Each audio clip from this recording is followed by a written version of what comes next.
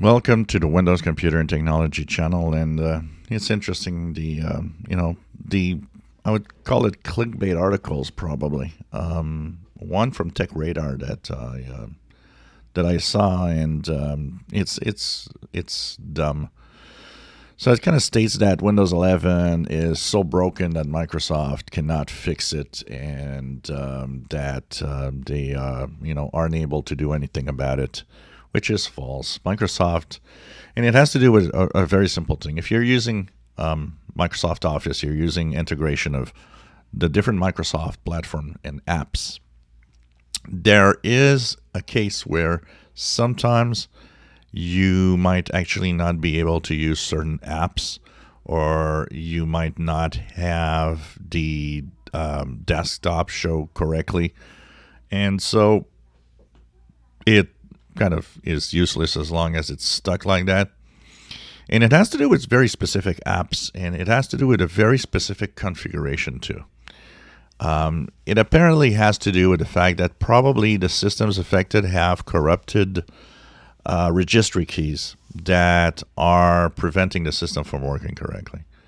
Microsoft does even say it has nothing to do with Windows or Windows updates in any way. It has to do with a specific set of consequences and a specific set of apps installed and the way that they are installed. A fix is coming. They are saying that they will be, working on that. And they're saying if you are affected by that, you can uninstall certain apps, including some of the Microsoft Office apps and so on. And it will, fix itself. It's really a mix of all sorts of things. But the article in TechRadar kind of says, really, Microsoft can't fix it. So, uninstall Microsoft apps is the only fix you have, and you won't have any other fix than that, which is totally false. And,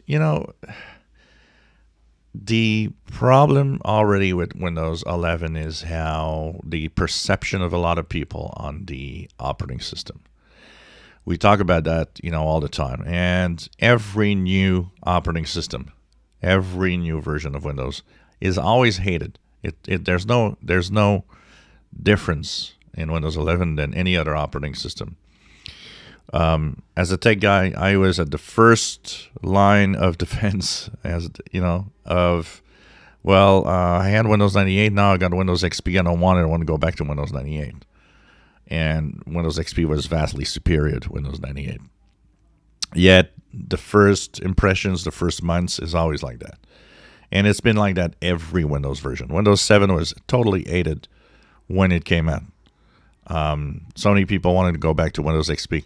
It is always the same pattern. All the time. No difference with Windows 11. It happened with Windows 10. And, of course, you look at the Windows versions later, and people loved this, loved that. People loved Windows XP, loved Windows 7. It fades away when it's simple. The compatibility issues is probably the number one thing. People talk about, I always wait because the first version of Windows is always buggy. In reality, it's not buggy for the most part. It's much more a perception. It's because people tend to have hardware or software that don't work with the new system. So they'll be like, oh, it's buggy, it doesn't work with half of the stuff I have, so I'm going to go back. It's not buggy. It's your stuff doesn't have the drivers, doesn't have what it takes to have the new version running. Yes, there are always little tweaks and things here and there that they will play on and fix, and they'll have updates to do that. But in general, the first versions of any Windows version I've seen were not buggy at all in my case in any way. And the majority of people did not see that buggy. Their perception is mostly from, I believe mostly from, there's no compatibility with some of the stuff that you have, so it must be buggy because it doesn't work. And there's a big difference. One of the biggest problems I've seen over time is perception also of what is Windows bugs and what is you just not understanding that it has nothing to do with Windows, which is, I'll say it again and again, 98% of all the problems in Windows are not Windows related. And it's a mix of the software you have, the hardware you have, and so on. But anyways, the perception of Windows 11 is that it's never, it's been kind of negative, and it's staying negative. And the perceived negativity, I think, has a lot to do with a lot more of other things.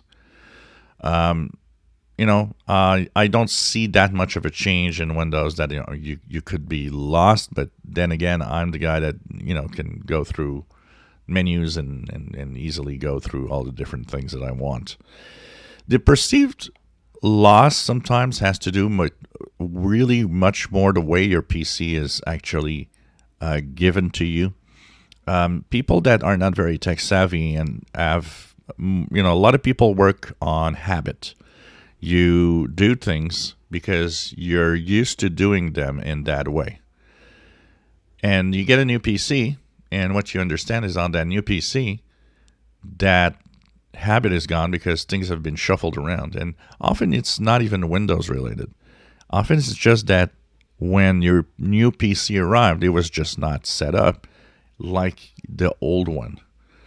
So people get lost because they're like, well, I'm lost in Windows 10 or I'm lost in Windows 11, my new version. And often it's not the Windows version the problem. It's, you just weren't set up the same way you were before. It's not Windows related. It's your setup that's not the same. The tech guy didn't set it up the same way. So the perceived difficulty of a new system is often much more a setup problem than a new version of Windows problem.